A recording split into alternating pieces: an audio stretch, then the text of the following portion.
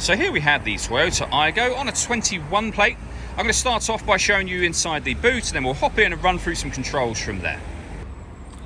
As we approach the back of the car, you'll see that given the size of the vehicle, we have plenty of boot space, along with that 50-50 split folding rear seat should you wish to increase this space even further. Okay, now that we're inside the car, we're going to start with the dials. We have the rev counter on the left-hand side, speedometer in that middle section, and within that section, we have the fuel gauge. We also have the trip computer for the car. So you can press the buttons up on here to change the information that's displayed, including the main trip computer, as you can see, and the total miles for the car, which are only 3,421. If we back out to the steering wheel, on the left-hand side, we have stereo controls, and on the right-hand side, the phone controls.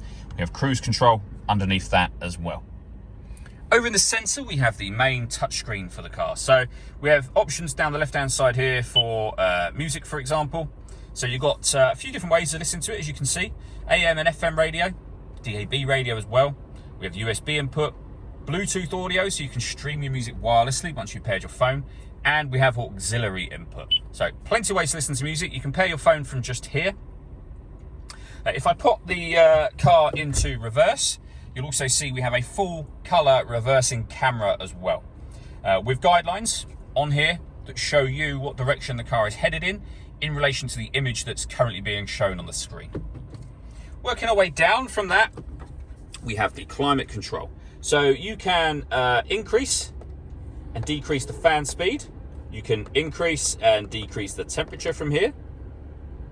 You can determine where you'd like the air to be distributed. So every push of this button will give you a different option.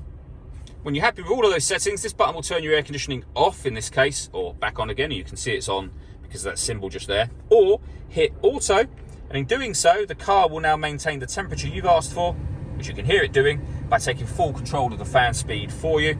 You can override that whenever you wish to. We have a 12-volt charging socket, USB and auxiliary inputs underneath that, and a 5-speed manual gearbox.